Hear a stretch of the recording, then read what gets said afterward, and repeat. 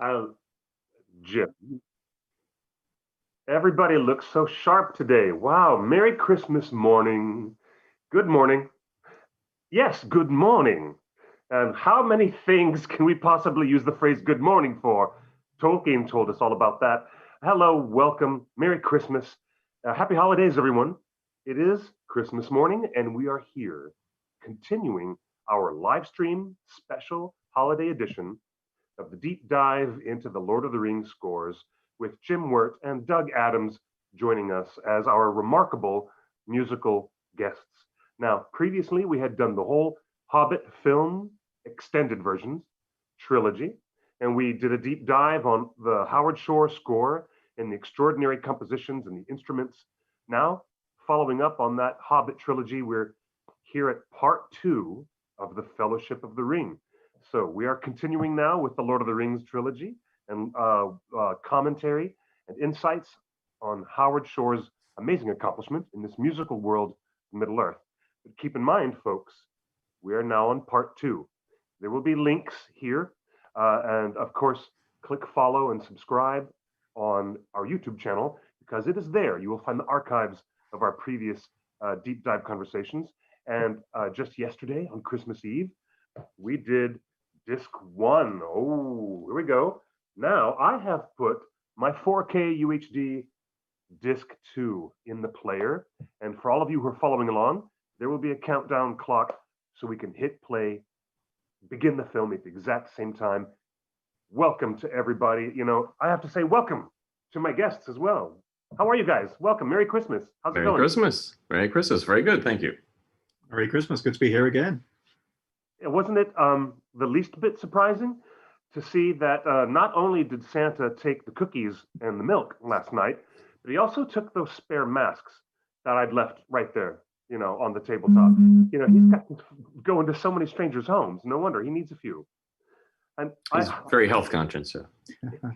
It's COVID Christmas. Oh my gosh, we're at home, and it is wonderful to be providing this conversation. I'm so glad, Jim and Doug, that you are here. A reminder to the audience, this is the OneRing.net. This is our special Torn Tuesday version. I am Clifford, Broadway, and that is Jim Wirt. That is Doug Adams. And we're going to start in just a moment. Get your iTunes version ready, or get your platter in the player. Get your Blu-ray, your 4K UHD in the player right now, and get past the interstitial menu that says continue film. And tell us, what is our time code? Didn't we write that down? We're beginning at exactly... I believe we are at 1 hour, 45 minutes, and 38 seconds. That's right. 1 hour, 45 minutes, 38 seconds. This will be the opening establishing shot in Rivendell. Ladies and gentlemen, it's good to have you here. Let's begin without further ado. We're going to get this countdown going. I'm on pause, and you are too. 10, 9, 8, 7, 6, 5, 4, 3, 2, 1, play. Ah, bird song in Imladris. What a way Rivendell this morning. Starting with an unscored moment, but leading into a scene and a bit of score that was not in the theatrical edition. We are visiting in the extended edition. We're visiting the grave marker of Aragorn's mother, Gilraen. And this is Gilraen's song, which is sung by an alto, which is sort of an unusual voice for the solo use in the score. The only thing I can think of that was sung by an alto, to be honest. I can just imagine how difficult it was. What's that, Justin? There's no assumption that we're going to hear anything yet of Howard Shore's music at all in the Amazon series. But if we do, I would not be the least bit surprised if some of the larger leitmotifs are used for just the opening title sequence. Yeah, this is probably one of the more obscure Elvish motifs here. Yes, certainly, yeah. With a Sindarin text. I was going to say how difficult it must have been for Peter in the editing room to make those final decisions to take these things out. You know, the extra scene with Aragorn thinking about his lineage and his mother's sacrifice to save him as a baby, and all these familiar bits that we take for granted in the extended edition now must have been heart-wrenching for Peter and Howard to lose during the editing. We were talking yesterday about how the music sort of enters and exits on occasion, and we do have a quote here from Howard that he made back in the day that referred to that. It said, these little pauses, they're operatic, as if the score were sung first and the gestures were being created by the director afterwards. So I think he did kind of like that there were these little momentary pauses and things. And here's a bit of score that I was referencing mistakenly yesterday, the Mithril Vest moment. Oh, scary sting there. But the Mithril Vest here has a lovely little figure that goes with it that is not repeated any place in the Lord of the Rings scores, but it does come back in the Hobbit scores when you see the vest. So I guess depending on how one thinks of that. In the real world, the Hobbit scores came afterward, but in the chronological storytelling, that would have been the first use of that motif. But it's something that wasn't a score back when then. It was just the Lord of the Rings. It wasn't, excuse me, a theme when it was just the Lord of the Rings scores. I remember the first time I saw this in 2001, the entire audience jumped about a foot in the air at that Bilbo's jump scare moment there. Yeah, it didn't seem like the type of film that would have a jump scare in it, so it really got everybody. I have to observe that was probably the most solemn and remorseful version of the Shire theme that I've heard. Was that bit there? Yeah, that may well be. It's always interesting how these things resonate against the visuals and against the storytelling. Would we think of that as a very sad statement of the Shire theme if we didn't have it against that wonderful performance? Maybe, but would they sort of influence one another? It's part of the beautiful interaction of film music. I'm sad for Ian Holm. This was a tough year. Yeah. I'm sad for the loss of Sir Ian Holm. Absolutely. This is another nice moment that was not in the theatrical, where he doesn't actually know which way to go. So it builds out of a little bit more Fellowship music. There's a little bit of a fuss on this. Jim will probably remember the details better than I do. But I think people liked that you had a big jolt of the Fellowship theme when they were declared the Fellowship of the Ring, and then you hear it coming up here under the trilling strings and all that, and they were, there's another statement in between the two of those, and we didn't like that it broke it up, but I think it works quite nicely. It's sort of charting the development of that theme, and so here we get into a really big propulsive moment with the Fellowship theme. Yeah, and if you're watching this on the sort of 2-disc 4K version, the Fellowship statements are nicely broken up with the intermission anyway. Quite right, yeah. Yeah, that was sort of an act break there too. And this is maybe the most heroic and untarnished version of the Fellowship theme that we get. It's pretty big in Moria, of course, but it's more, it's an action scene. So it's sort of bookended by all the angular jabbing phrases. This is just a nice big hero moment. Everybody's favorite trailer shot. Yeah, one of the biggest trailer moments. But it is probably one of like the lighting of the beacons, this is one of the best marriages of Howard's sense of ascending melody with bigger and more grand wide shots. And it's a perfect match. It's a perfect match. It's another one of those things, if you go back and think what you're really watching if you didn't have the music. It's a bunch of people walking over a rock, kind of slowly. And it's not to say that it's unheroic. We've certainly earned that moment in the storytelling, but boy, what a difference it makes to have that incredible music behind it.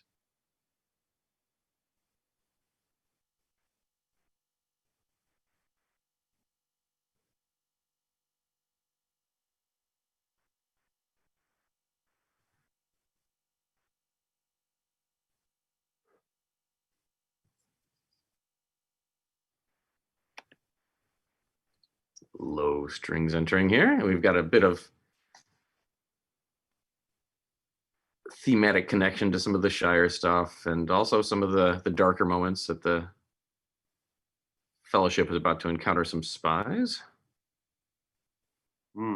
Crabine from Dunland. That's right. Oh, there it is. Mhm. You sort of hear the rhythm of what we call the skip beat ostinato, another one of those ones that gets stuck with a slightly goofy name, but basically a figure that always avoids the downbeat and then follows with 3 notes afterward. And it's a very malleable type of figure because you don't really need specific intervals for it all the time. You just need that shape. So it's a nice way to reference some of these moments. And here we hear that sort of collapsed version of some of the fellowship influenced music, similar to what we heard with Arwen riding toward the ford. Yes.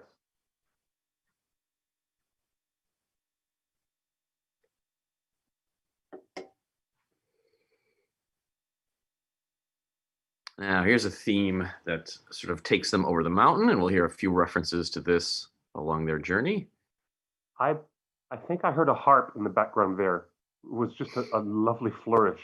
Yeah, I have a harp doing some glissandos in an entirely different key than the rest of the orchestra, if I'm remembering correctly. I don't have it dialed up fully up in my headphones, so I'm remembering some of these things. But yeah, it's in a different key, which adds that sort of misty, ethereal sense on top of the ensemble. Indeed.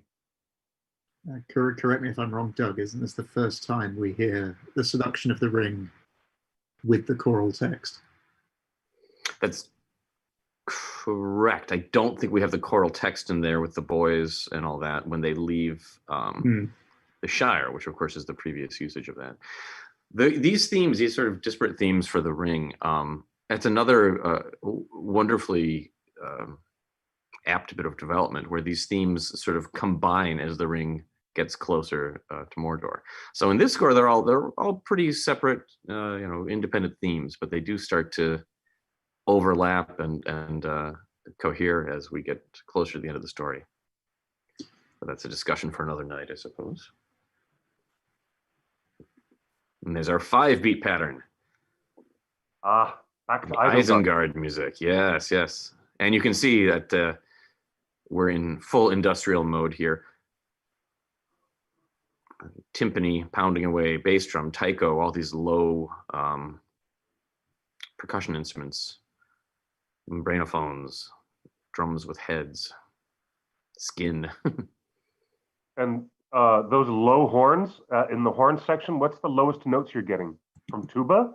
I think it's a combination of trombone, tuba, and French horn. Howard likes to write in these scores a lot of very, very low stuff for French horns. And it seems like it gets lower as each score goes. There's some incredibly low range French horn playing in some of the extended scenes in Return of the King. But they have a very guttural tone down there where it's just barely controlled. French horn is such a wide signal type of instrument anyway, that to focus that pitch. But when you get down low, that's really tricky range for a French horn. And that's part of what he wanted, a sort of unpolished tone.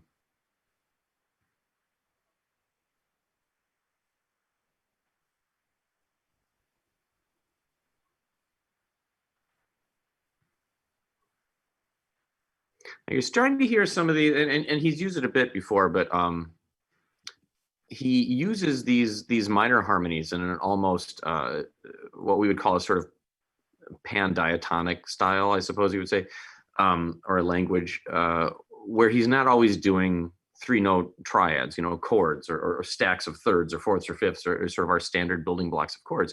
He's treating every note of a minor scale, for example, with equal importance. So they kind of build into these big clustering sounds, and they don't have that sense of modern harmony, which is part of what that ancient sound of these things would be. But it also adds a lot of tension at the same time, and it's sort of different style of tension than if you got really dissonant and started playing with a lot of chromatic music. So he kept that ancient sound, but he really lets things get very the harmonies really grind against one another. Part of the Howard Shore sound for sure, I would say, very specific to his voice. Yeah, it's often those sort of big, up to sort of 12-way DVCs in the strings. Right, yes, yeah. He doesn't get quite into things divided that far in this score too much, because if you get to 12 notes, of course, you are getting into more chromatic music. Here in this score, he's more dealing with divisions of 4, 5, 6, 7, 8, things like that. where he sort of keeps things in a tonal world, but not treating them with functional tonality.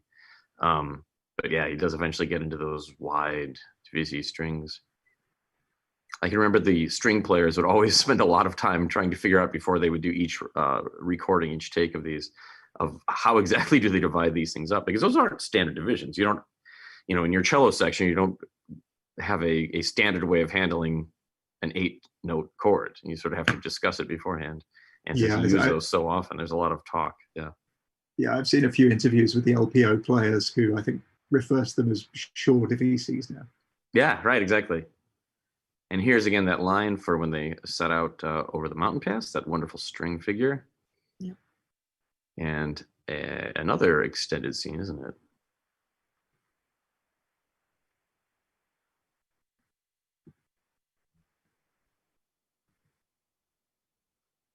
So this is another instance of something being, I think, pretty much completely re-recorded, including all of the material under the theatrical footage. Correct. Yeah. Yeah, sometimes you had a passage that would be nestled between two halves of something that was already recorded, but it made a little bit of ring theme in here.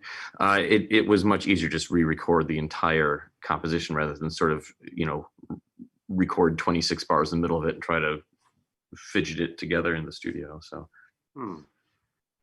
much more musical performance. I was always very concerned with getting not just renderings of the music, but performances of the music, something that allows a musician to have a bit of shape and a bit of contour to everything.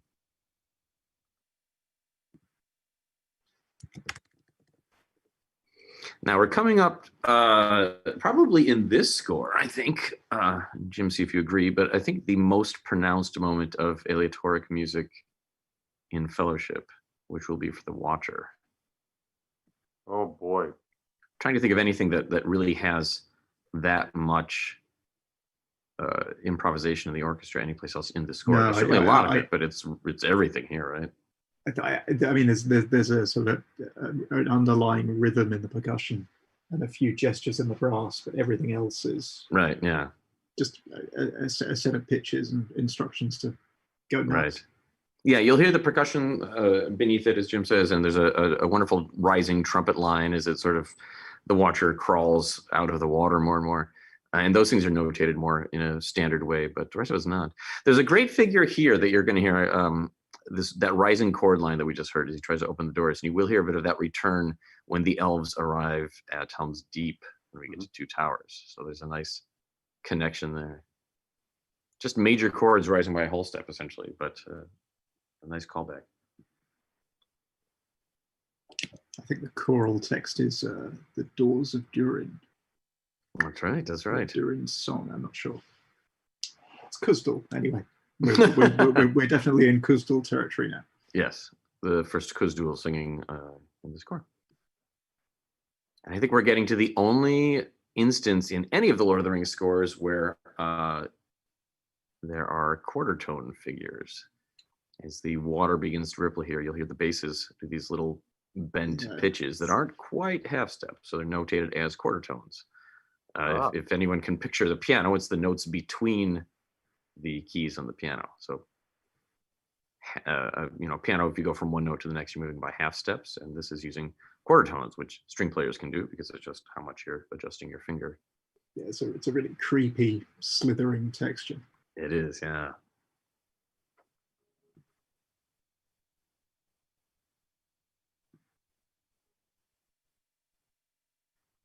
And especially in that low range, your ears really register it more as a disturbance than as a sort of pitch thing. I think it is just in the basses, I think. Yeah. Maybe a little bit in the cello, but not much. Anybody unfamiliar with the book, unfamiliar with the story, could tell from the music the threat from the water is very, very real, and they're afraid of it before it ever shows up. Again, that goes back to what we were saying yesterday. If ever you're not sure what's going on, just listen to the music. Yeah, everything in these stories is in the score. Characters, places, events, subtexts, it's all in there. It's amazing. They are very complete in their narrative power. Here in the 4K version, in that shot, they've removed the electrical cable that was under Gandalf's staff as he walks in that silhouette shot. It's fixed. Not sure I ever noticed that. Yes. Go back to your old Blu-rays, you'll see it.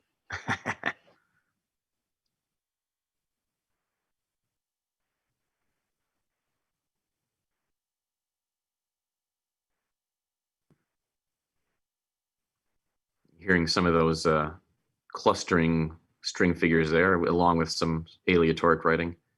Mm. You hear the strings are just sort of all meshed together with these bubbling, fizzing textures.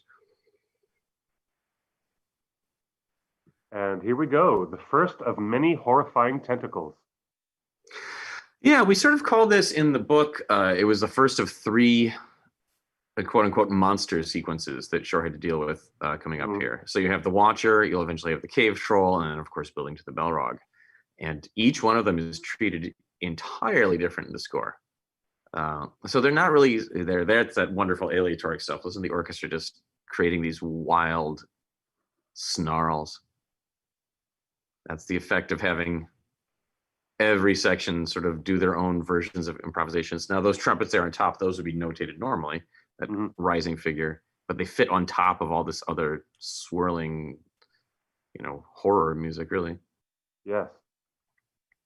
Yeah, so they just sort of ascend in that line and end in some really unpleasant clusters. Yes. Is there any record of Howard Shore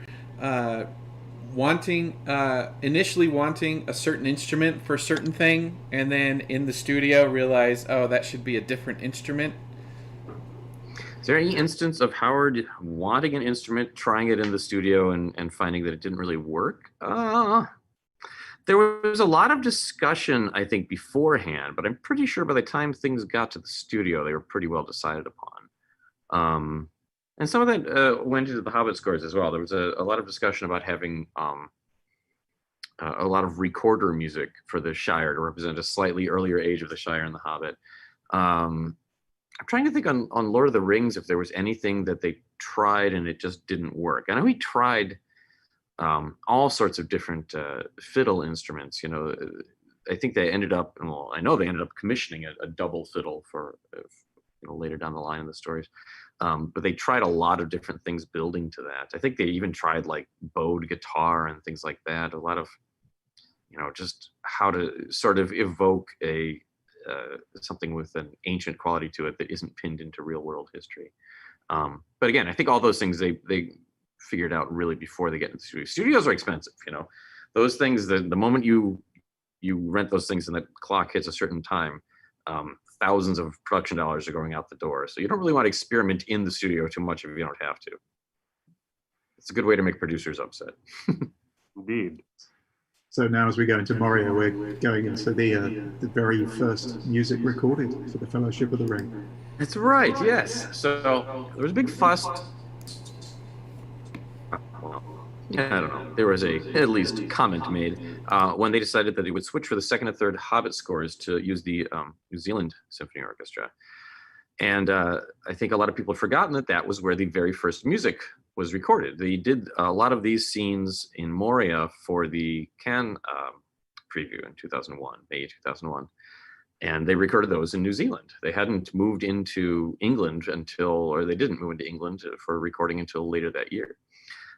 So these passages were all recorded in New Zealand. There's a couple of plugins here where they redid some of the music in London because the extended edition, like Jim was saying earlier, sometimes you have to record both sides of the composition. You don't just wedge something into the middle of an existing composition. But this is all New Zealand. You'll hear the Maori grunting noises in the male chorus when we get to the Balrog. And New Zealand also recorded a version of the end of the film for that sort of highlight reel, but we'll talk about that, I think, for over the end credits, right? Yeah. Just going back to what you were saying there, Doug, I think most of the extended edition material was in the cut that was scored for the Cannes preview. Most of it was. There was a little bit, though. I remember Howard remarking at the time that they had to. I think there were a few sweeteners recorded. Yeah, in London at least. And here's our first version, what fans refer to as Gollum 1.0. Which thankfully they did not change for the 4K releases. Just let it be what it is for right now. Exactly. And this is such a memorable scene anyway. It is. We talked about this last summer when we did the Hobbit commentaries, how these films are such wonderful mirrors to what we're experiencing. And I think we all feel a bit of frustration and concern this year with the pandemic and all of that. But these scenes, when this film came out in the end of 2001, we were all thinking, of course, back to September 11th at that point. And I think this scene in particular resonated with a lot of people at that time. It did, even to the point where they created a special poster that used the dialogue that is in this bit here with the two characters conversing. And it became part of not just the campaign of marketing the film, but it became part of the Oscar campaign as well. This dialogue. Some wonderful statements of Gollum's theme here. Probably the most complete, or at least the most exposed statements of Gollum's theme in this score. Wonderful alto flute playing, cor anglais again, the English horn. And then this will, of course, build into probably some of the most mature Hobbit music, or most mature developments of the Hobbit music.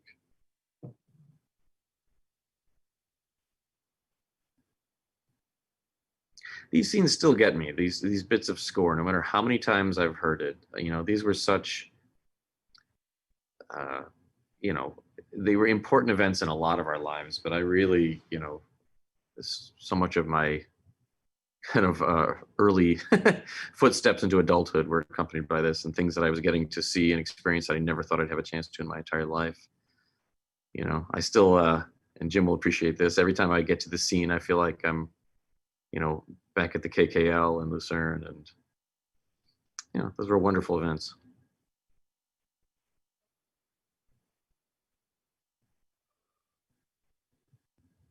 And I hope we're back there again doing this at some point.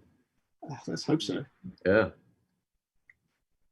These films and these scores were supposed to have been done, or at least Fellowship was scheduled to be done at the Royal Albert this year in October. Of course, it was all called off since everything's closed, but it is my great hope that that becomes rescheduled at some point, because that would be wonderful. Yes, indeed. And so those are always conducted by the great Ludwig Vicky, wonderful, wonderful Swiss conductor. And this is the passage here that every time Ludwig conducts this, and he's done it 100 times, it's just a little bit bigger and more expressive each night. This wonderful. This build up Really here is wonderful. incredible. Yeah.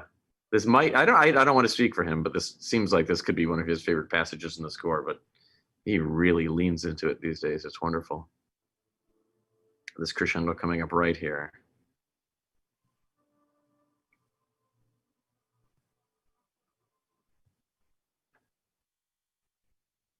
If you have not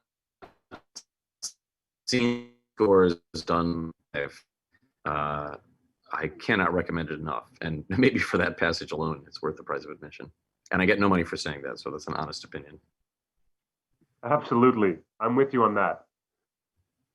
Now, this actually represents the beginning of the Cannes footage. This would be the beginning of the clip that was shown to audiences, isn't it? At the beginning of the scene. Maybe it began a couple of minutes before when they were seeing I never saw the Cannes footage. Did it include the cave troll, or did it begin with the Balrog? No, it included this entire sequence right here in the chamber of Mazarbul. Okay. I think it ended just before the appearance of the Balrog. Yeah, I think you're right. That sounds familiar. Yeah. It ends with a hard cut to black right after the Balrog shows his face, and then black. The cut. Yeah. Just to always leave them wanting more. Number one rule in show business, right? Cliff, did you see the Cannes footage? I did years and years ago. Yes. At Cannes, or did you see it in New Zealand? No, our guy from the OneRing.net, one of the founding members, Chris Pirata, he was able to go to Cannes. I was only able to see it online later on. Okay. that was about the time that I was getting involved with, or at least asked to get involved with the project, but I really didn't have anything, I didn't see or hear anything other than what everyone else was seeing and hearing until about October of that year. So that had come and gone by that point. If I'm not mistaken, Warner Brothers made a special screening available for people at thewondering.net and for people at other websites to see the canned footage, but it was out in rotation about a month after it was originally shown. Okay. Yeah. Oh dear. Oh dear, Pippin. Mm-mm-mm.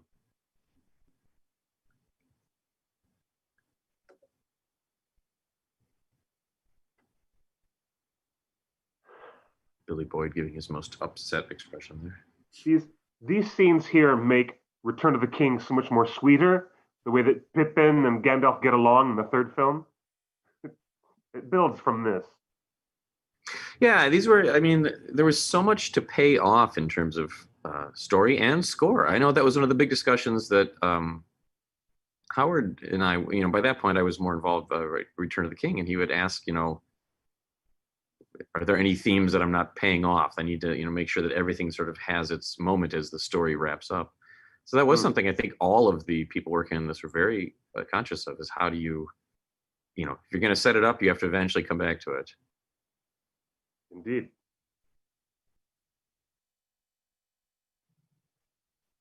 And now they have a cave troll. That's right. Our first big fight scene of the day. So the music of the cave troll, it's not thematic, and really neither was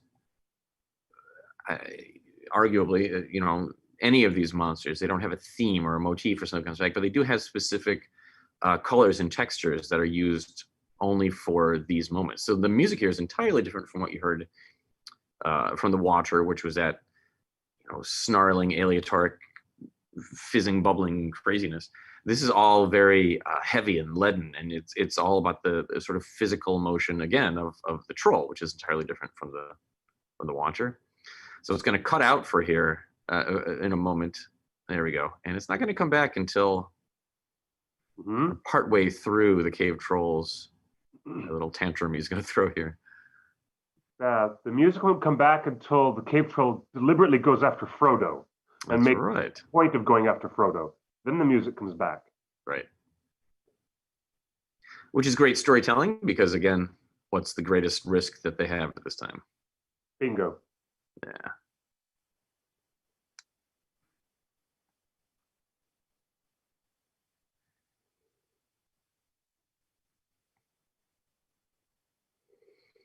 If I remember correctly, didn't Peter Jackson do the motion capture for the cave troll? No, he actually got to use a new camera system where he was moving the camera that would center the position of the troll versus the rest of the people in the room. Maybe that's what I'm recalling. Okay. I think. I thought he had done a little bit of it himself, but maybe not.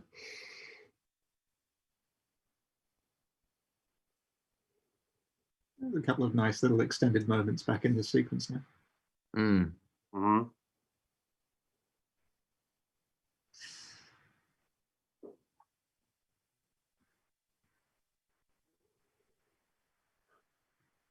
I must say the troll benefits from the new work on the 4K UHD version. He benefits a great deal. Yeah. I think all of the sort of CGI creature work holds up very well on the 4K. Yes, indeed.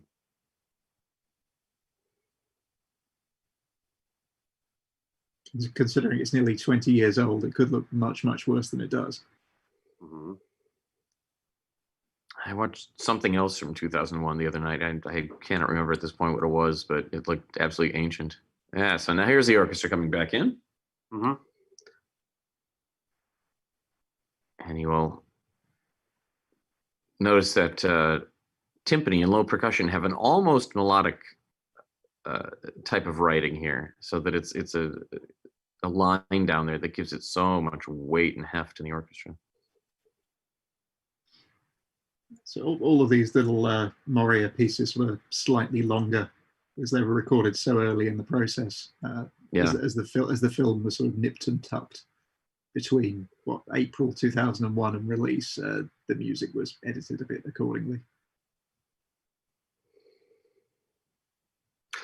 Yeah, my first visit to Howard Studios was in January of '02, and the scores really hadn't been fully archived. They were just sort of, what he'd had on the podium, and there was an immense amount of red pencil and everything.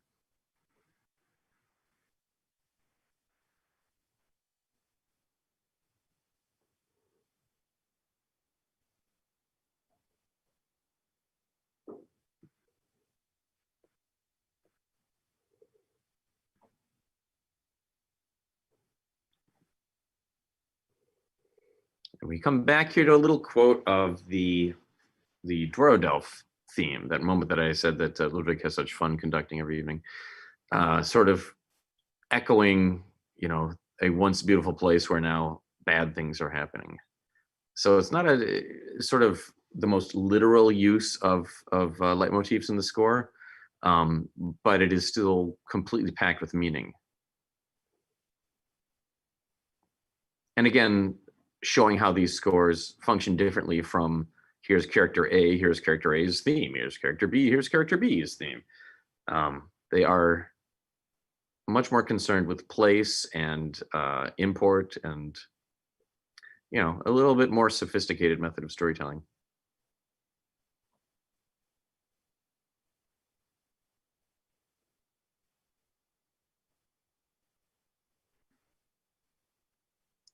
Howard said he also scored this so that you would almost feel sorry for the cave troll at the end of this. It didn't really know any better. It was chained up and angry and just fighting everything it saw. A lot of people clicked in sympathy with that poor cave troll. They still yeah. And some of that is probably because of the music, I dare say. Do we revisit an element of Mithril here at this moment? No, we're gonna have to wait for the Hobbit scores for that. Right. Mithril never comes back in the Lord of the Rings scores, just the moment that he is gifted.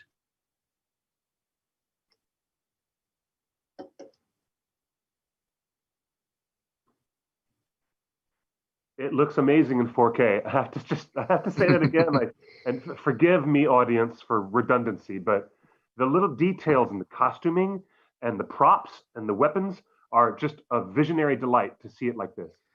Here's a very, very large statement of the Fellowship theme, and we are in three beats a measure. It's a compound sort of meter, even though it's really written in a fast 3/4.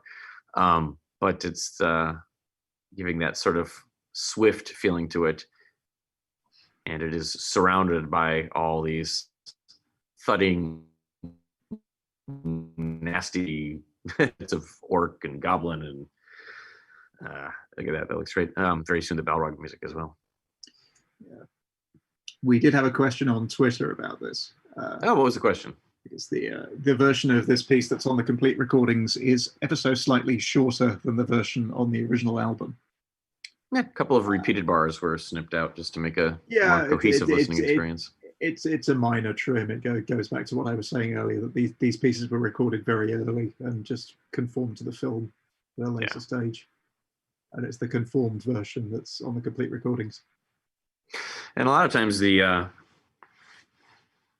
those bars may have been added when something came in and needed a little bit of stretching because a scene took a little bit longer. So we may actually be closer to what Howard intended as his original view of this music. Quite changeable. Yeah. And here we come to, I think, probably the most pronounced reference to New Zealand in these scores, which will be the male voices that have that element of the Maori, the haka type of sound, the low grunting sound. How many vocalists did we have total in this assembly for this piece?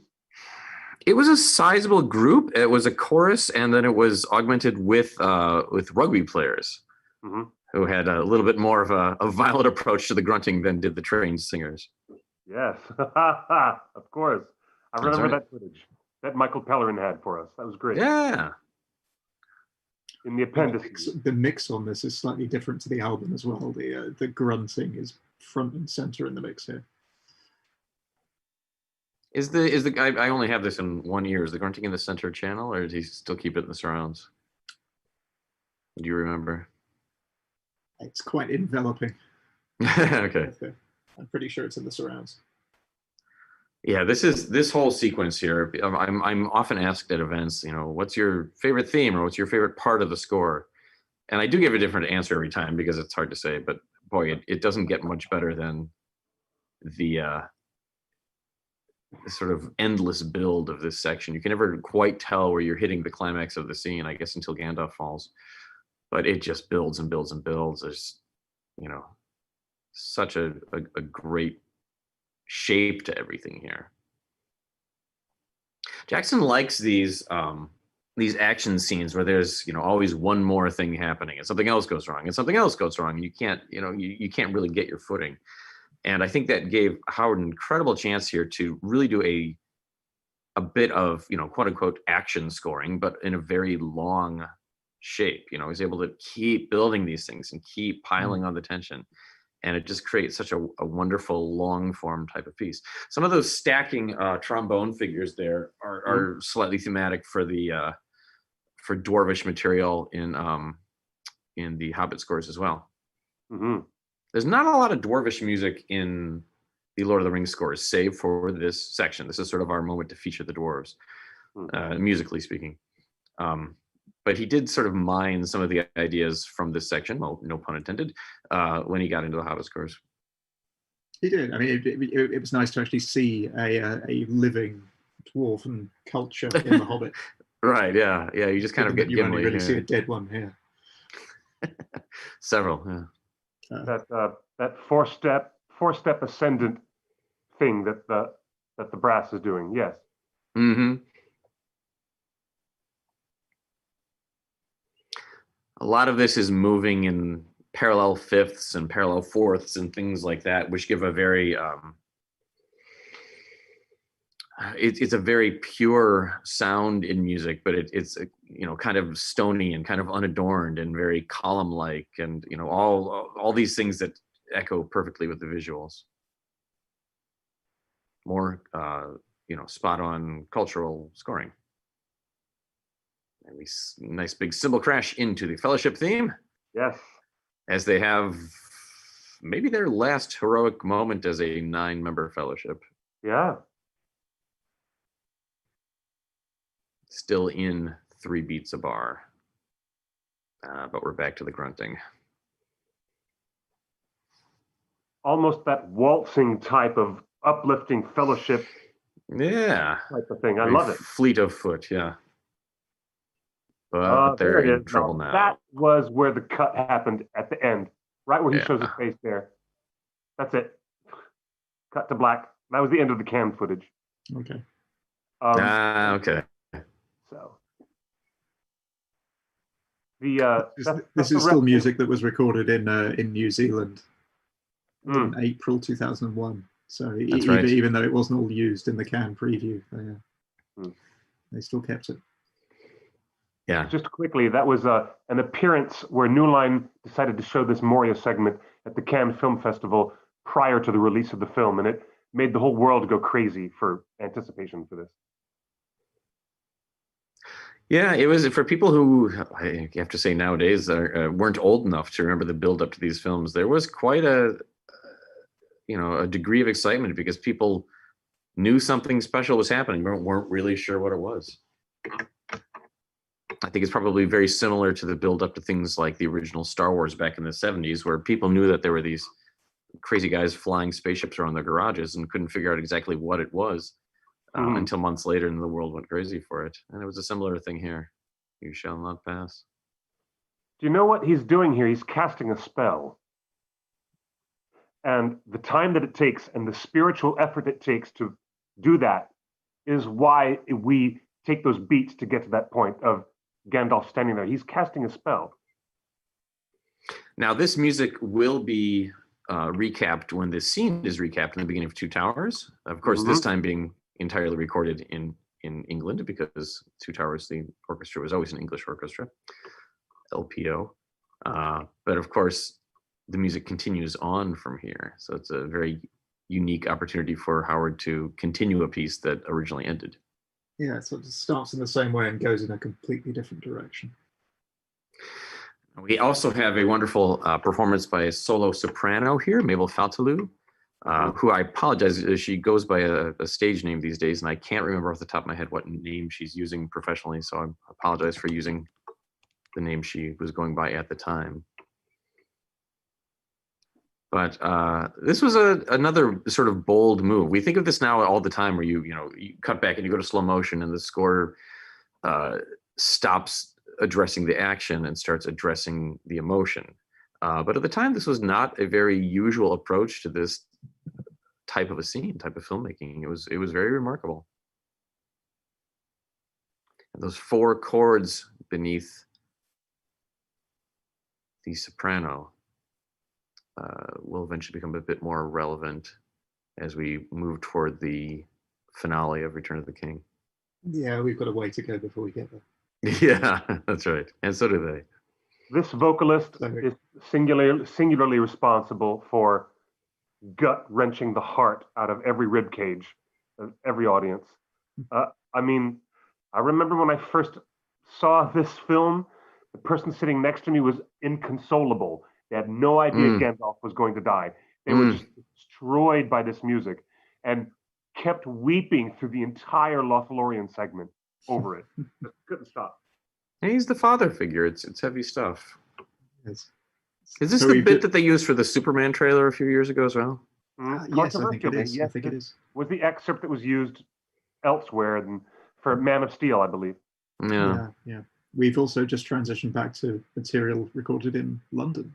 Right. Yeah, we've jumped into a different hemisphere here. Yeah. Wow. And here we have the briefest shot of what would be Aragorn looking at the mirror in the books, which is where Gimli takes the hobbits to go and look into the waters of Khaled-Zaram, this magical lake that reflected the sky right outside the east gate of Moria. At least we visually see it, but Peter doesn't acknowledge it with this film, but we visually see it. Right. And we're getting back into the music that began these scores, the Lothlorien theme. Wow. I find that very interesting, the parallel that this is the opening in the darkness with Galadriel's voice. Well, she brings her theme with her. Yes. But it's one of the longest single pieces in the film, actually. The extended Lothlorien composition. It's as if the narrative is suggesting the elves have this historical knowledge of all these things. In the forest is a whole new introduction to. It is. The whole sequence is cut completely differently to the theatrical version. Yeah.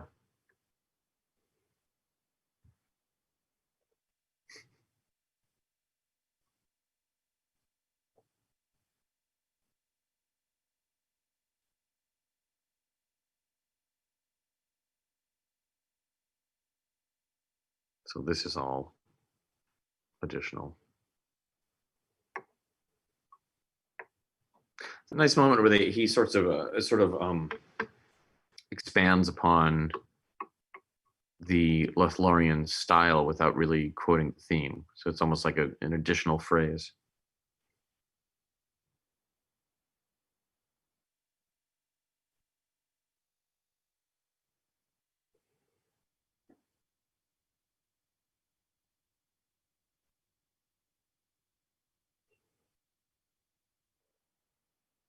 So what is the English translation of that line? I don't think it's family friendly. It's Christmas morning, Jim. We can't. Yeah, Yeah, we would break the conventions of our show if we repeated that. People can look that one up, I suppose. I think Jim's looking it up right now.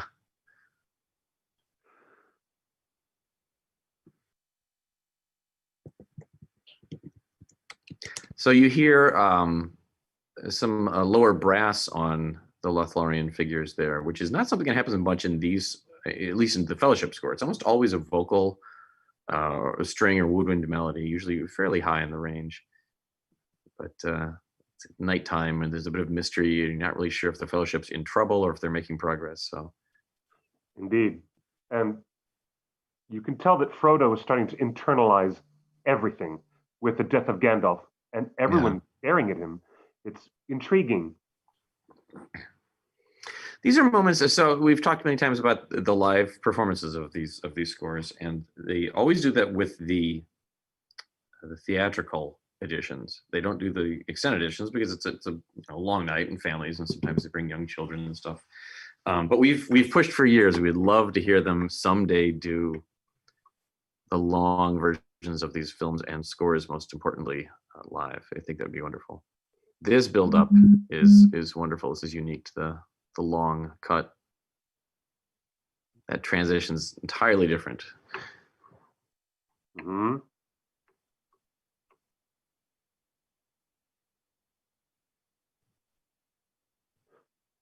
No.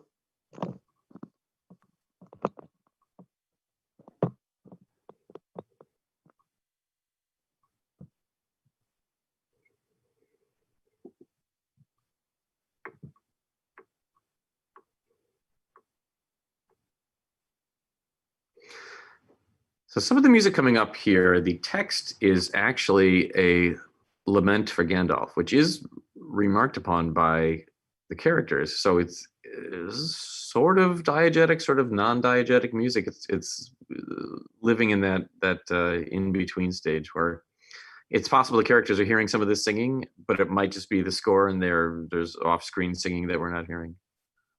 Kind of goes with the sequence. There's a very odd, slightly uneasy, dreamlike quality to this whole section of the film. Yes, right.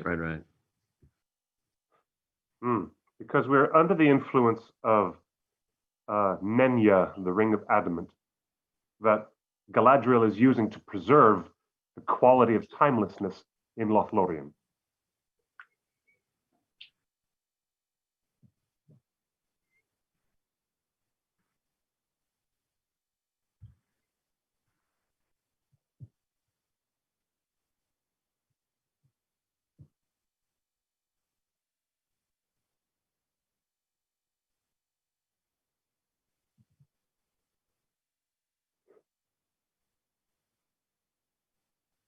A lot of extended dialogue here with these characters that I really appreciate. Yeah, I think the extended versions of these scores and films alike are really wonderful things to have. A lot of thought put into them. And it's so wonderful that the scores were,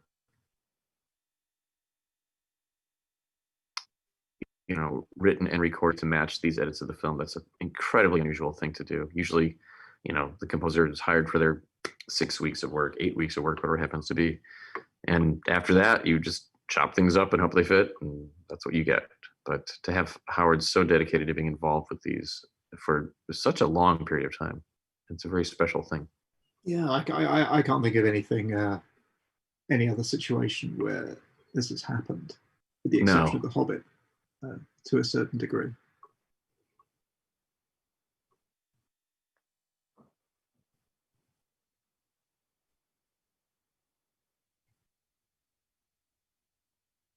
There's a couple of instruments in here that are unique to this part of the score, probably most notably the monochord, which is, as the name would imply, just one large wire spread over a resonating box. It was actually a therapeutic instrument. People would lie over it and would be used, to align your energies and things like that.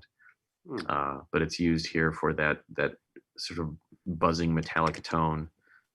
It's really the first thing you hear in these sections. And they do make the trouble or go to the trouble of locating a monochord when they do these things live quite often, which is a very special thing too. I have to look this up. I've never heard of this instrument before. Oh, okay. Yeah, so here we have our lament to Gandalf, which is indeed, the translation does work. They are lamenting the loss of Gandalf. Yeah, so the soloist here is Elizabeth Fraser. Yes. That's Elizabeth Fraser from the Cocteau Twins. Precisely right. I have so many of their albums. Ah. They're great. I think this is the section where Elizabeth Fraser is singing in Quenya and the chorus is responding in Sindarin. Right, you get two different elf languages in this section. Wow. For those fans interested in musicology, music history, go and take a look at the album Heaven or Las Vegas by Cocteau Twins. It's one of their most remarkable dreamscapes of indie rock of the time. It's fantastic stuff.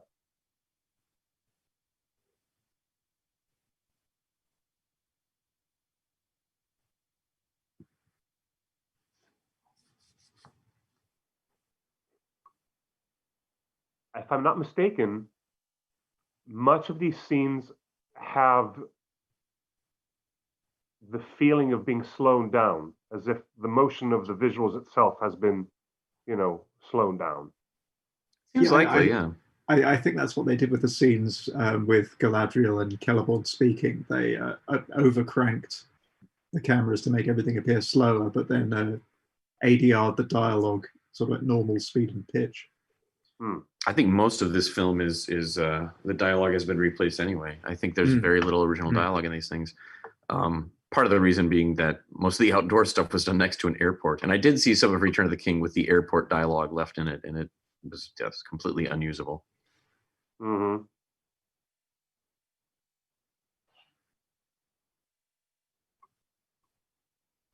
And here we come to the second Gondorian theme heard in these scores. This is the one that we call Silver Trumpets. Yes. It's only used in Fellowship in this individual scene. But it's such a moment that's sort of awash in pride and lament, and it's a very interesting combination of energies to this. And this theme does come back as the scores progress, but not again in Fellowship. So we'll put a pin in that one for right now, but it will be back. Mm-hmm.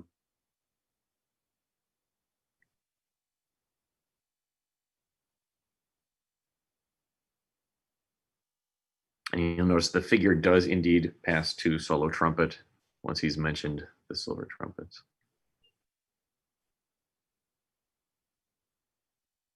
But not in a sort of schlocky, cartoony way, just very subtly. Yes, indeed. Now back to the theatrical cut now. Mm-hmm. Galadriel's mirror, which I think was actually one of the more difficult scenes to score because they considered it such an iconic scene and wanted to really find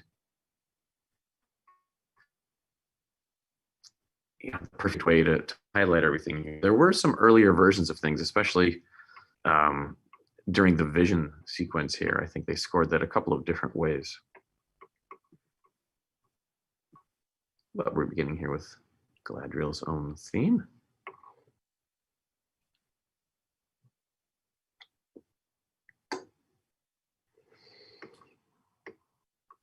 Yeah, this is identical to the material we heard way back at the beginning of the film. Are they singing in Quenya again? I believe, is this Quenya or Sindarin here? I think this is Sindarin. Okay. But I'm sure someone will correct me. Yes, indeed. Never read the comments. One of the interesting things about Galadriel's theme is it comes like many themes in two halves. You know, there's an antecedent and a consequent. Think, dun dun dun dun dun dun dun dun. Dun, dun, dun, dun, dun, dun, dun. There's an opening figure and an answering figure. But with Galadriel, those two halves of the theme can come in either order. It doesn't have to be, this is the first half, this is the second half. They can be reversed and it still works perfectly well. It is indeed Cinder. Ah, excellent. Good. Yeah, That's one less angry email that we'll get. The choral text is Footsteps of Doom. Yes. Which I believe we borrowed for one of the theme names. So some of this was scored in a very different manner. They did some really large, statements of some of the evil music. You get some of it here anyway, but they did some really big ring-wraithy, Mordor-y type of statements in here. Yeah, and I think it took away from the dream quality of some of it, so they didn't use those. Yeah, there is an unused sort of choral overlay for this as well, which is a little over the top. There in the muted brass, we're getting a bit of the Evil of the Ring theme, also known as Sauron's theme. There he is. Mm-hmm.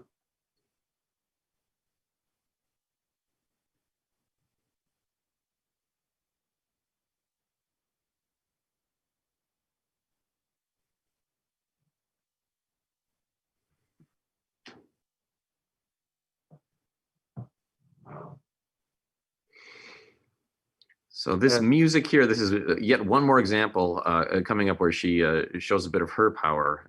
This figure comes back in the third Hobbit score, sort of echo back to Galadriel's power. Mm-hmm. This is the first time that she's using the power of telepathy through her ring, and the fact that Frodo can do it because he's a ring bearer now too.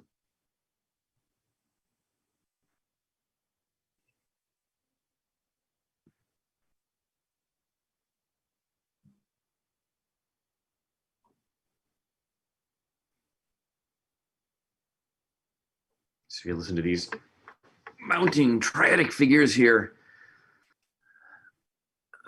sort of when she, coming out of her little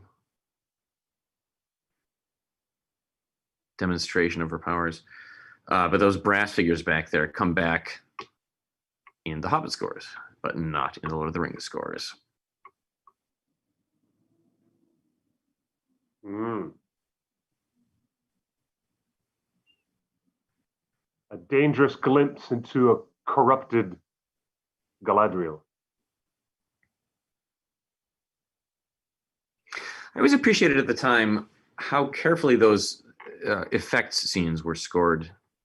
They didn't make it seem extremely lurid or campy or anything like that, and it made them completely work in the context of the story. I never felt that they were, you have these wonderful Shakespearean actors, and then you have, everybody's glowing green in a moment later, but it fits together perfectly well because the score is so it treats everything so respectfully.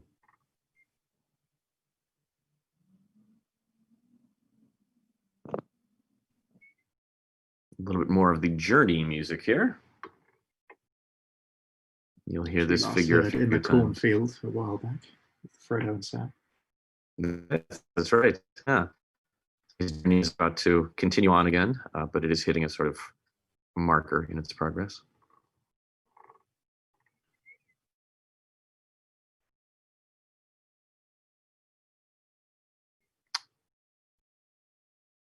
Jim, maybe when we get back to, you can go ahead with this one, but there is that moment where they leave Lothlorien that's quite different in the different edits of the film. We can talk about that when we get to it. Yeah. So if anyone happens to have the rarities disc from the book to hand, there is a small composition that goes under this scene, which again has the Isengard material with male chorus, which does not appear anywhere in the film. No, I don't think they ever use chorus for any of the Isengard material after this. It's a unique choral text as well, I think, which doesn't appear anywhere else. Correct, yeah. It's called Eat All the World. Very cheerful text.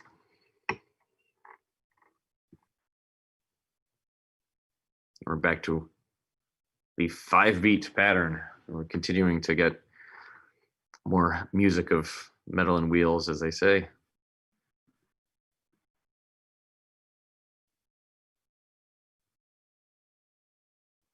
You notice how he shifted to the higher end of the orchestra here when Saruman started speaking. He has a quite low voice, so you don't want to compete with that sonically. But he found a way to keep the energy consistent behind it.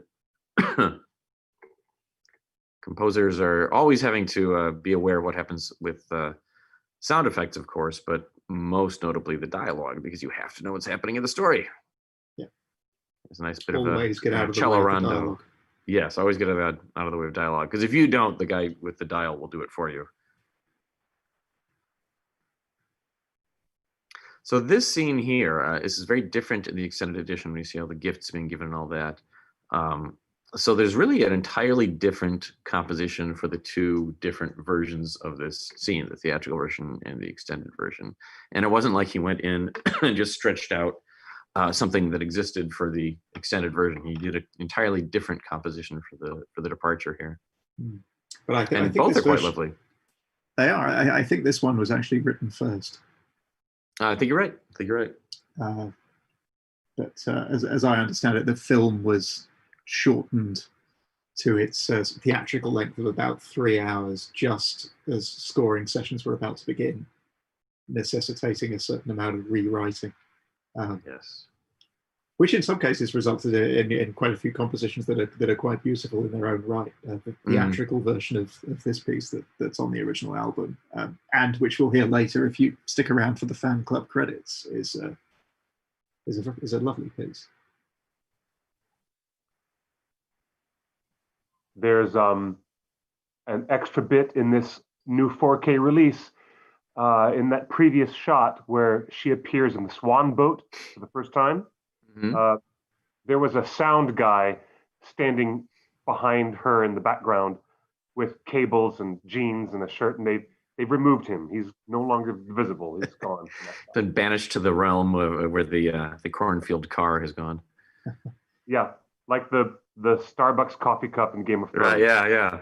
There should be like a cinematic version of the island of misfit toys, where like all these things that get cut out of these jeans guy from the Mandalorians there now too, I think. Yep. Yes.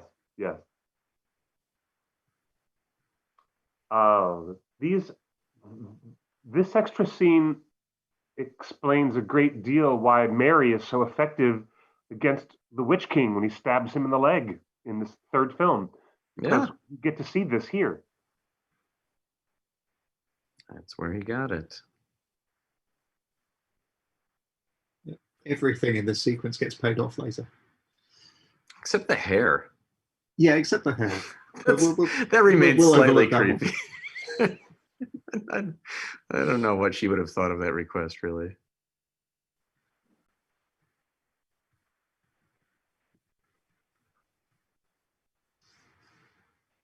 He clearly has enough of his own hair.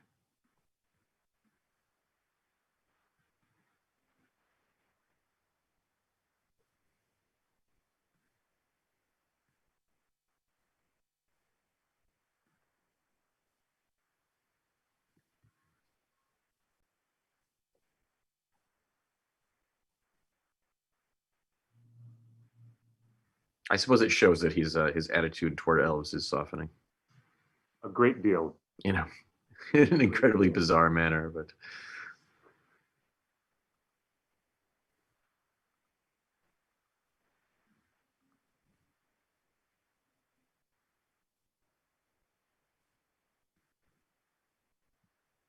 She is Arwen's grandmother. That's true. Giving him her blessing. Yes. So here's more of that halting, breathing Howard Shore type of writing. Mm-hmm. And as Jim was just saying a moment ago, don't get in the way of the dialogue. This is a great way to do it. You sort of just come into these little pulses in the background. If you stuck a fugue over this scene, you'd have no idea what anyone is saying.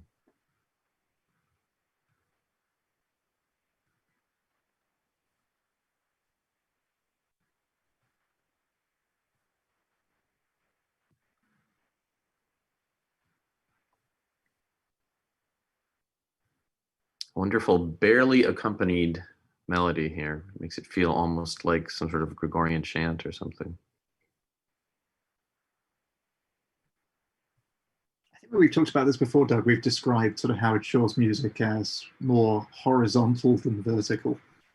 Yes, entirely right. Yeah. In terms of melodic line, in terms of orchestration, in terms of rhythmic content, absolutely right. Part of what makes his writing so special, I think. It's so unique. Ludwig, the conductor who does these scores so often, you know, he and I have dinner every time he's in town. And we always just, you know, he works with a number of composers. He works with Michael Giacchino. He's done work with Danny Elfman, James Newton Howard.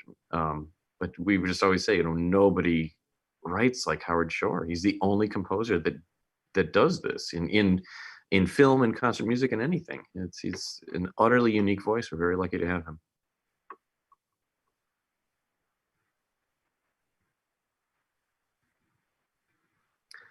The Fellowship theme, but it's not quite as strong as it was back in Moria. The Fellowship is down a member. Sounds a little weary now. Yeah, yeah.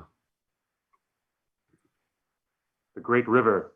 A Great River, and we're coming up with, it's a little bit down the line here because the extended edition is a little more stretched out, but there's a very prominent moment here that was changed, and it explains one of the mysteries of the commentary tracks, if anybody's ever listened to the Howard Shore commentary track, but we'll get to that shortly. There's a very interesting choral text just before that as well. Yes. Yeah, you cover that one, I'll cover the other.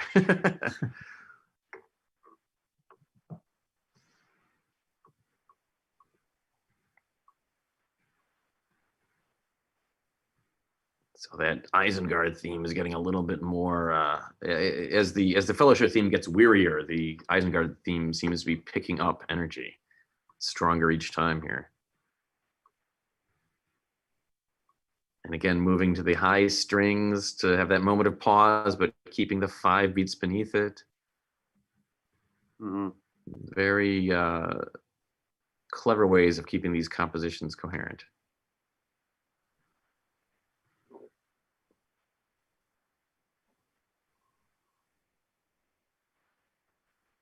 Little extra scene here. Is this the last of the extended edition only scenes? Nope, there's more to come.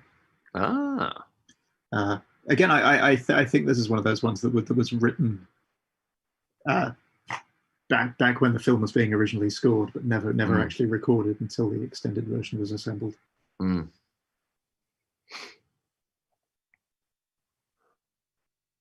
The last of Gollum 1.0. Yes, right, yeah. Because the folks at Weta Digital were working their hardest to finalize the character's design and the mechanisms behind it to make it work with Andy's performance. I never find it a big enough discrepancy to be all that distracting. It's certainly different, but it kind of feels just... Yeah. I mean, Gollum's mostly in the shadows and in the background. Right. 99% of the shots here. I think they get away with it. There's our clarinet for the Shire theme. So energy and resolve at this point. Frodo's suffering has definitely begun.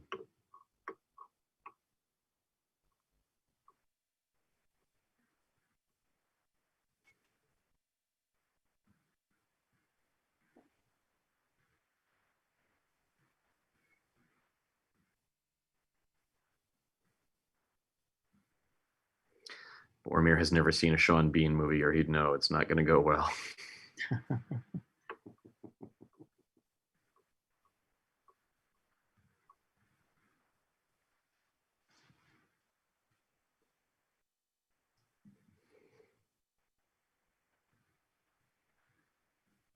Well, at least with the extended versions, Sean Bean does now appear in all 3. True. Can never have enough Sean Bean.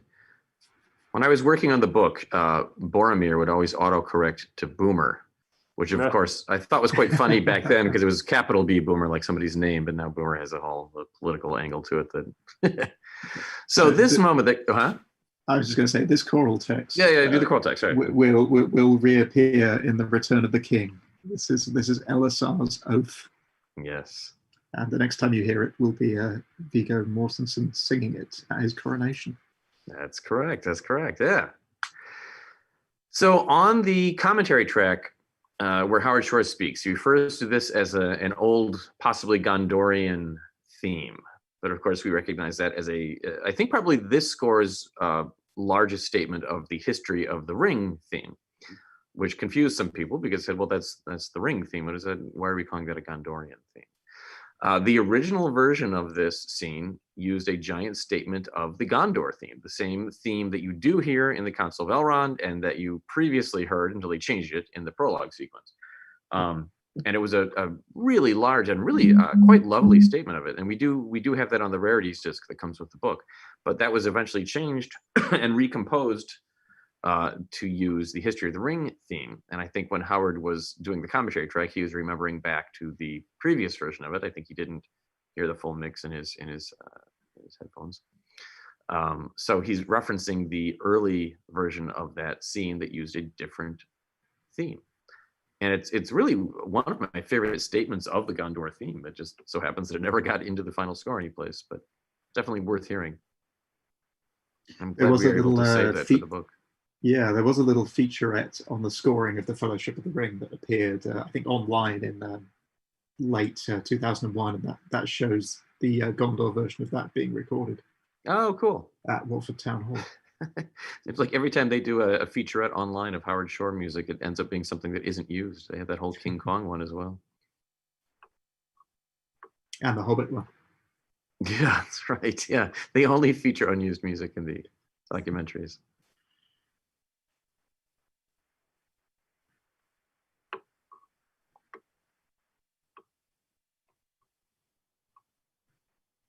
So the composition coming up here is probably the origin of the History of the Ring theme.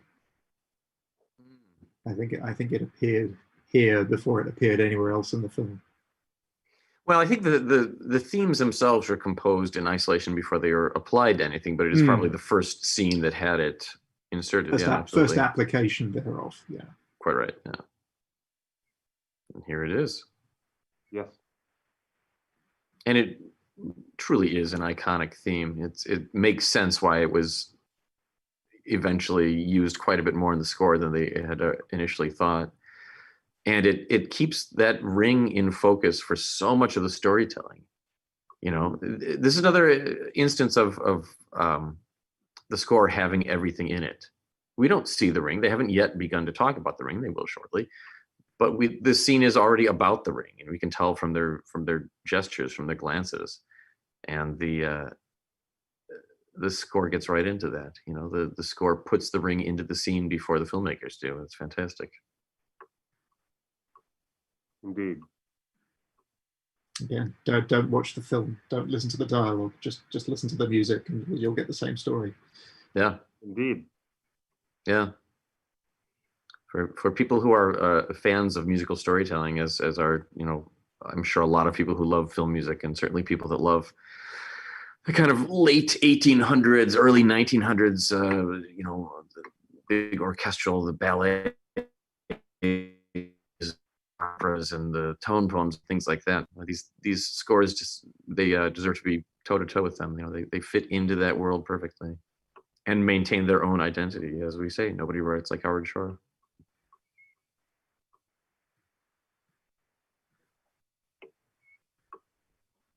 Orchestra getting darker and darker here as he sort of loses his composure. Yeah, this is some of the material that we first heard way back in the prologue. That's right, yeah. Very similar to that Last Alliance music. Mm-hmm.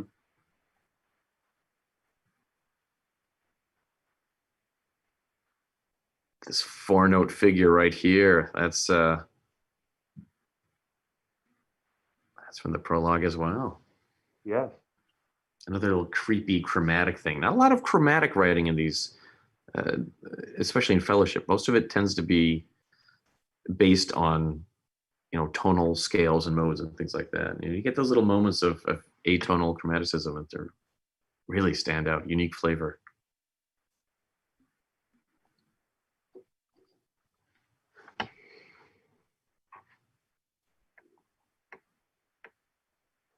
Back in the Twilight world. Yes. And another moment, I think there was a little bit more music in this section of the film initially as well. There is. That all appears on the complete recordings. That's right. So that carried on throughout Frodo's vision. Mm-hmm. Yeah.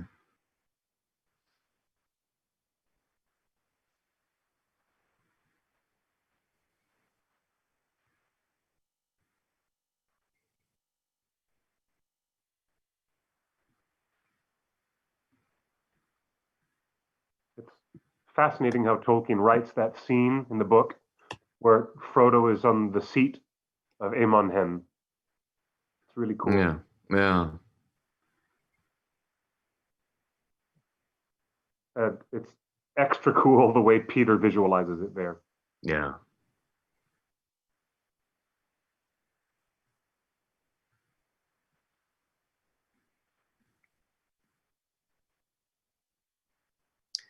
And the seduction of the ring, as the ring attempts to exert its influence over Aragorn, who clearly can feel that influence but is fighting back against it. But the purity of those boys, the idea there was that it offers to be a very simple solution to all of your problems. So that pure sound of a boys' choir, those wonderful simple harmonies, but they're still also slightly off. They're not really lining up in the correct key all the time. As originally written, the boys all go up an octave when Aragorn closes Frodo's hand. But the choir's dialed out in the final mix. Right.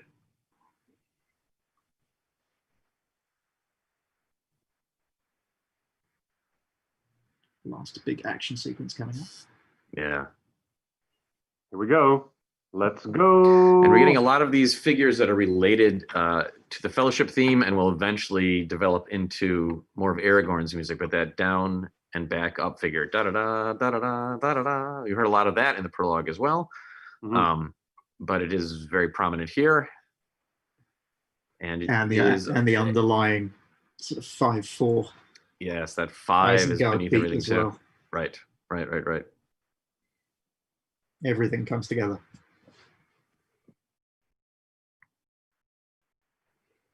Everything comes together and gives you a sort of premonition of what will be coming in terms of story content. There's more to Aragorn. He's making even his progression from the character in the Prancing Pony to this character is quite a bit different, and therefore his music is quite a bit different as well. Mm.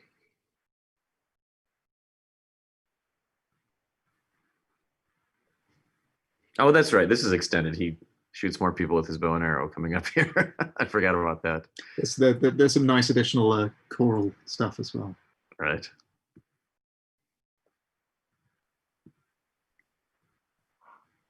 I can still hear the undercurrents of the beat of Isengard percussion. That's right. Exactly right. Yeah. And a little hint of some of that more profound development of the Hobbit writing. It doesn't quite coalesce there, but similar to the chords that underpin some of the Hobbit stuff. There's a gesture here that people always assume and ask me if it's a reference to nature's reclamation, the nature theme that we heard with the moth. And it certainly there are some devices that are similar, but having asked the composer about it is just as we often call it, a fingerprints thing. It's Howard Shore writing in his own voice, so it sounds a little bit like some of those other nature moments, but it is not intended as a direct reference. If you choose to read it as that, please feel free to do so, but it was not the composer's intent.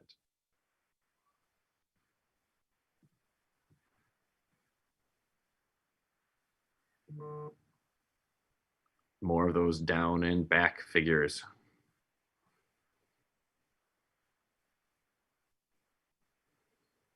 And more of those big vocals. That's right. Into the mixed chorus here.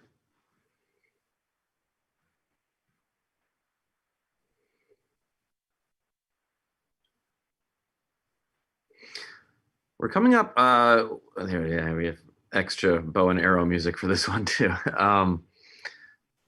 When we do get to Boromir's death, there's some music in this that it will be repeated in Return of the King as probably, at least in my mind, one of the subtlest, if not the most subtle, callback of any of these scores, any of these thematic ideas.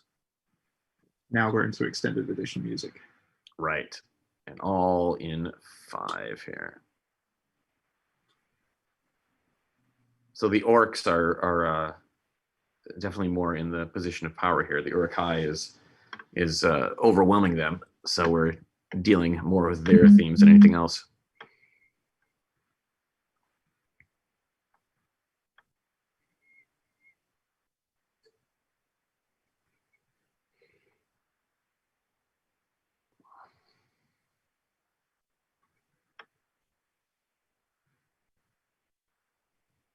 Great choral writing.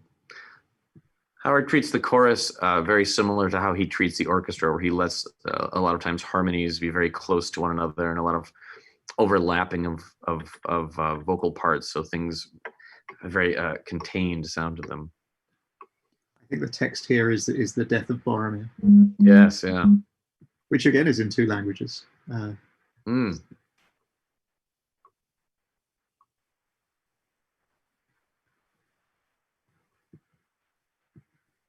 Those percussive hits build up just an impossible number of times waiting for that to happen. It makes it hurt before it even happens.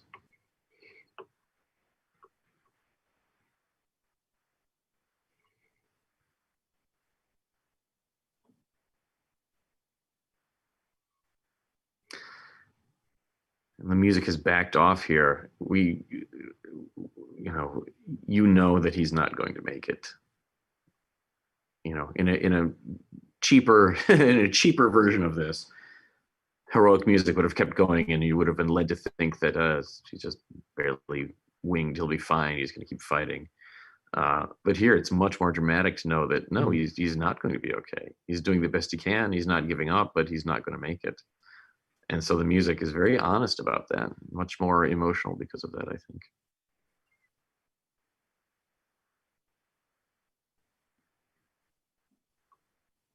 There are a couple of takes of this which were backed off even more than this, just with the boys' chorus humming rather than enunciating any of the texts. Yeah. Interesting, though, that the decision was how quiet can we go rather than how bombastic can we go. Very mature storytelling, musically and cinematically.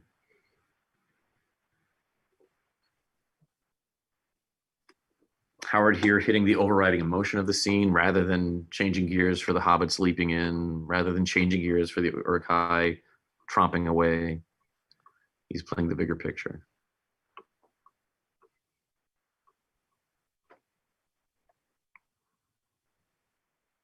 We can probably get onto that in a bit more detail later on, just in terms of when synchronizing things to picture the cuts that Howard Shore chooses to hit and the ones that he doesn't.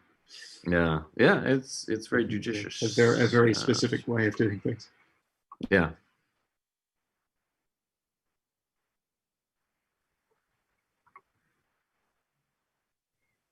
Now here's where the energy changes, because it does matter that Aragorn's leaping in. It's part of his character development.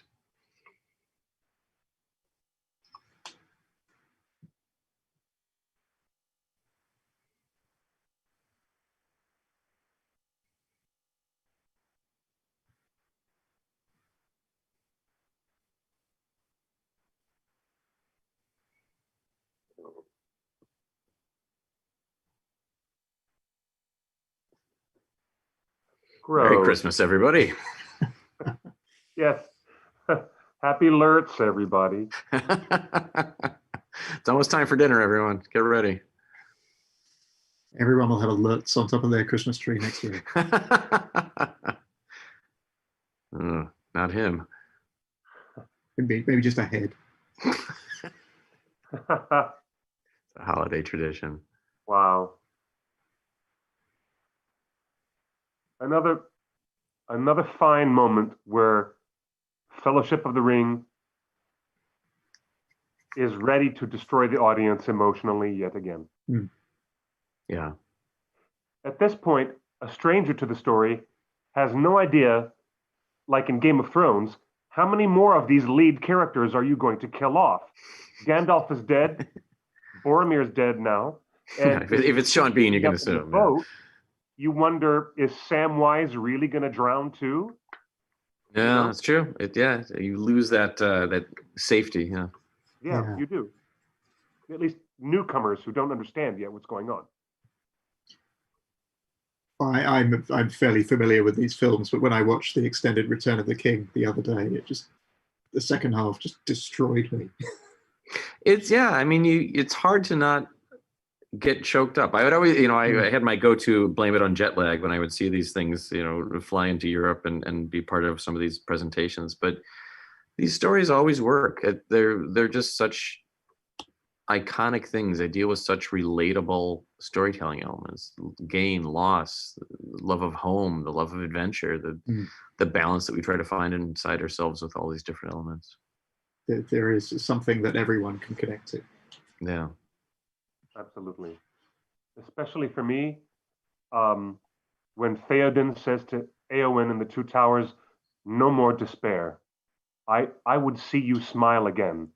That's what breaks me to pieces every time. Yeah. It's interesting you mentioned that, because that has a little musical connection to this scene. That's right. That's the bit I'm referencing. We'll come to that in a few days, but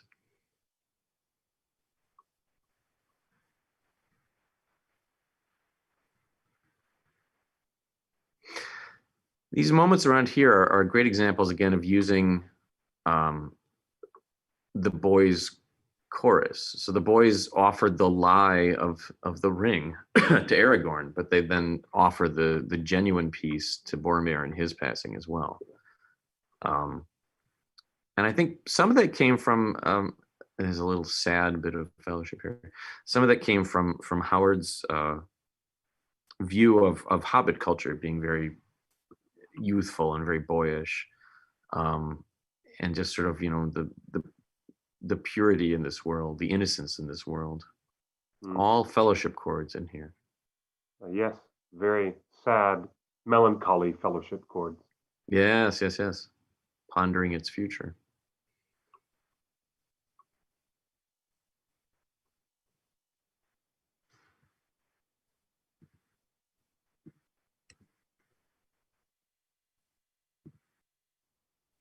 There's a figure coming up here when Sam wades into the water that is some of the most, I will say, contemporary sounding counterpoint that Howard uses in these scores. I don't mean contemporary as in pop music or as an avant-garde music or anything like that, but it's more in a modern vein, more, like he doesn't use his sort of ancient, quasi-ancient type of writing in there.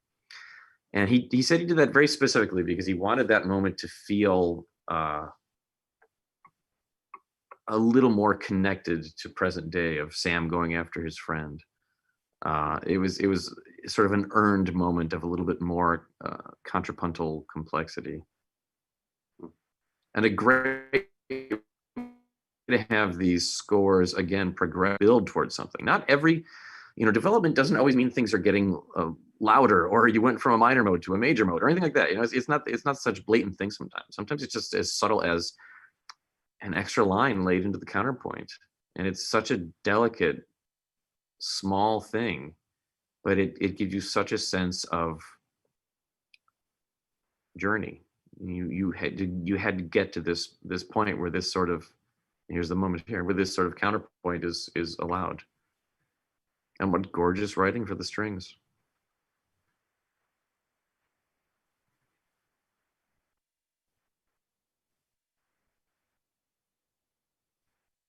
One of my favorite little moments coming up.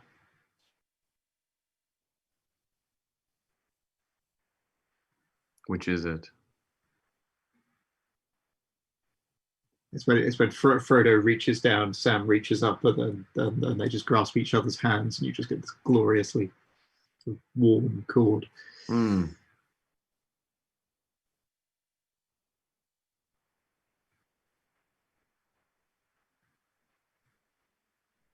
Yeah.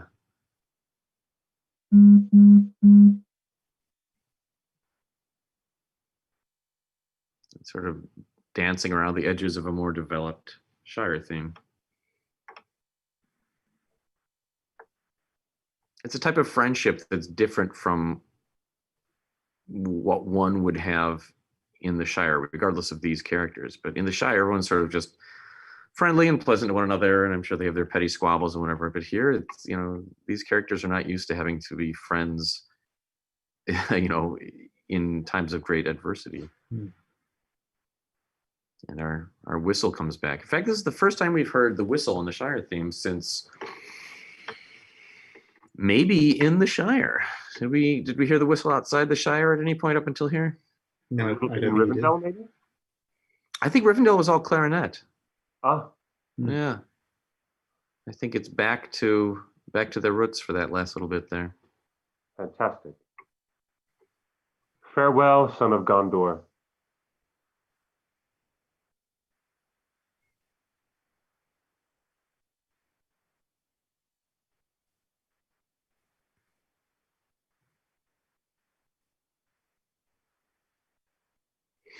This whole sequence here, building to the end, is such a careful balance of remorse and hope and tying things up and pushing things ahead into the next story. It's absolutely masterful. It really is. I'm sure there was a lot of debate with Fran and Philippa and Peter in how to finish this delicate emotional space at the end of this film. And there aren't recipes for doing these things musically. It isn't, well, if I use this key and if I use this range, it's such a personal thing. Mm-hmm. So much work went into these things. A little bit of fellowship here to give them some hope. The story will continue. They're not giving up 3 hunters.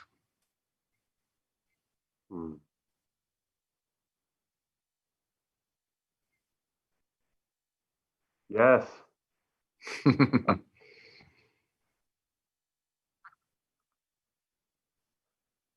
And yet, Howard is trying to wrap up the entire film and give the audience a clue that this is the final curtain for the film. Right, yeah. I think a lot of people went into Fellowship of the Ring back in the day that they weren't Tolkien fans and thought, wait, that's the end? This is not the end of the story? What happened? So yeah, you'd have to have something that rounds it off appropriately. And it really does. I remember some people in the audience next to me standing up and shouting, "That's it?" They didn't realize.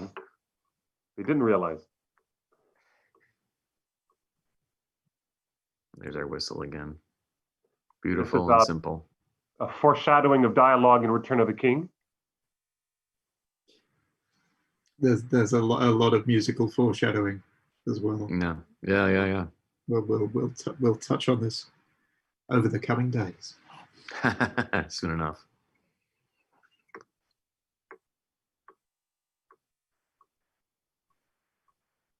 And just a little bit of the Irish frame drum there in the background. The pad. The beautiful theme. And here we are at the credits, ladies and gentlemen.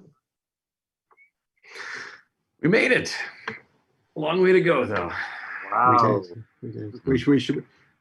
The credits were reconfigured slightly as well. So originally, the Edward Ross song that we'll hear coming up in a few minutes, "In Dreams," came first before "May It Be." Credits are always the last thing to be assembled anyway, so right. They tend to change around a bit. A little bit of "In Dreams" before the Oscar-nominated Enya singing "May It Be." So here we have the single title card credits, and we are fully in the hands of Enya for a time before coming back to Howard. Wow, what a journey.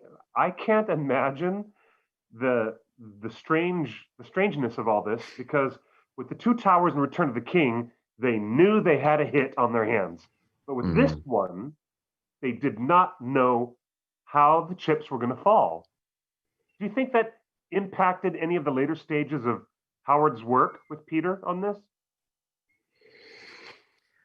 Ironically, I think it had the inverse effect. I think the schedule was the tightest on this one because they were all sort of proving themselves. You know, there were two movies coming out after this, whether or not this thing made 5 cents or not.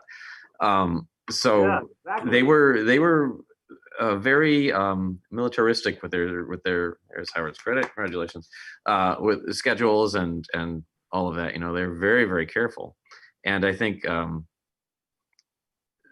you know, they got a little bit more daring in terms of scheduling things and all that on the next two, and they were tired. You know, they were already tired at this point trying to get the first one out. You had two more of these, which each got considerably more complicated and longer and everything. So yeah, this is probably the one that was the most by the book. This whole process, as you have said before, does not have any analogy to any other regular type of gig for a composer who's brought in to work on a film. This is something mammoth, absolutely beyond the scope of what anyone thought it would be. And yet Howard was game to play along right through to the very, very end. And I say, good on you, mate. It was, I mean, he paused everything to do these over the course of 3+ years. After Fellowship, he took a couple of other film scores on, actually shortly after Fellowship. I think when I visited his studios in early 2002, they were finishing up David Fincher's Panic Room at that point. But after that, he didn't try to overlap anything. He just sort of put himself thoroughly into Middle Earth, and that was his job for a few years. He was on these scores. Yeah, because and you're right. That's unheard of. Yeah, I mean, not only did the films become bigger in terms of the 2000 Return of the King, the scores became much bigger as well. Yes, they really did. They really did. And the process was a little more fluid, as the films being so heavy on digital effects, even more so than this one, were not necessarily in the same state of being finished when they were being scored. No. So yeah, much more complicated, much more challenging process. Yeah. Back Cliff, as you say, and Howard's back. We're back to. I mean, he did the orchestral underlay for some of the Enya stuff as well, but now it's just fully his theme. The wonderful In Dreams.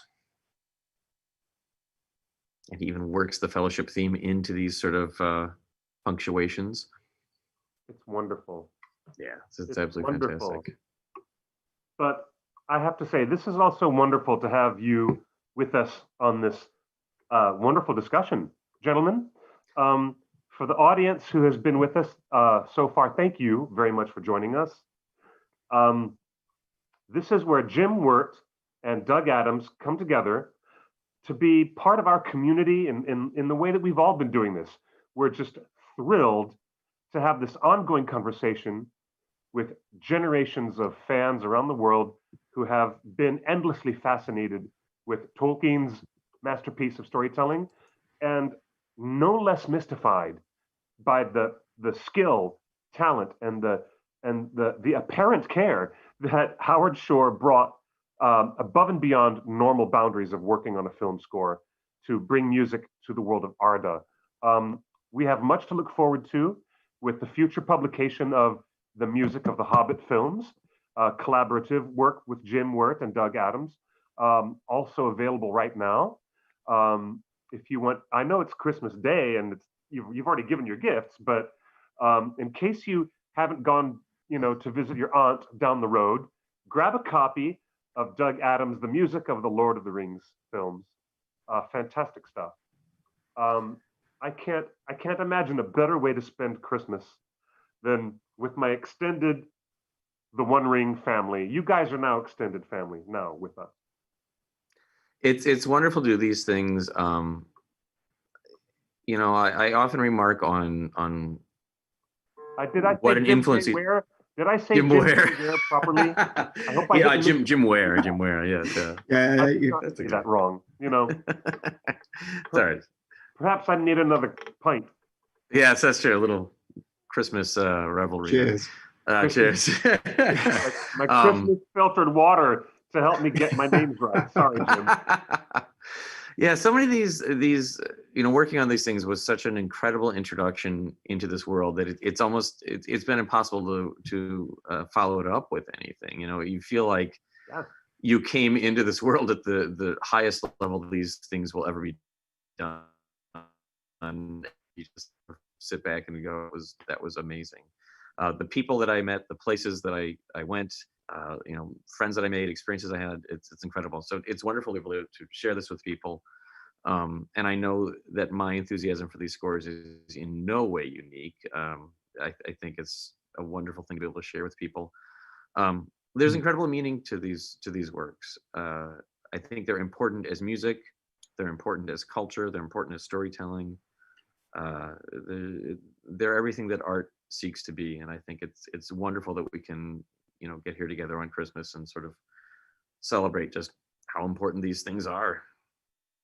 Absolutely. I never cease to be amazed by the appetite of the fans to find out more about this music and what went into the making of these scores and these films, even sort of 19, nearly 20 years down the line. It's amazing.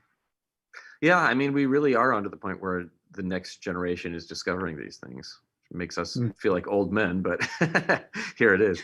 But I mean, people that, I have people that I'm good friends with that discovered these things as, I'm sure we have films that we found when we were teenagers or young adults or whatever, and we sort of discovered these things that were so important to us now. And these films and these scores are very much that for a lot of people. Indeed, well said. Could not have said it better myself. Wow, we have a couple of more films to go. Yeah. And so actually we should mention very briefly, just before we try to wrap everything up, that we are into the end credits suite for the extended fan credits. Here's all these wonderful people that supported the filmmakers and got their names in the credits. Are you in here, Cliff? Are you in these credits? No, but in just a moment, because we're now in the letter B's alphabetically, right. You will see my young sister, delightful. Broadway. You will see my sister's name in these credits. Yeah, great. That's great. But so most of this music was edited together as a suite of moments that you hear elsewhere in these scores. But there is a little bit of unique music in here. So we talked about the fact that the New Zealand Symphony recorded the Moria sequence. They also recorded an early version of the Breaking of the Fellowship, the music that we hear at the end of this film. And it was not done to the current edit of the film or anything like that. It's a different statement of it. It's different performances. Well, it's all different performances, but I should say things that are noteworthy, like the whistle player and things like that, where their soloists are quite different. So you can get that in here.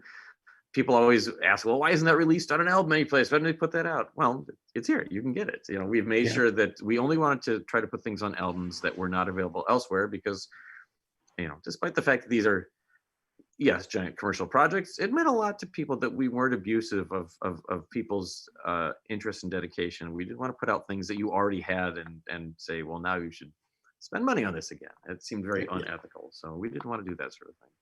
I should probably give a quick shout out to a Christian Pune who asks me unfailingly at least twice a year, when is this unreleased Breaking of the Fellowship coming out? Christian, we love you, but stop asking. Let it go, man. Will that put an end to it, Jim, or is that going to make it worse now? You can't make it worse.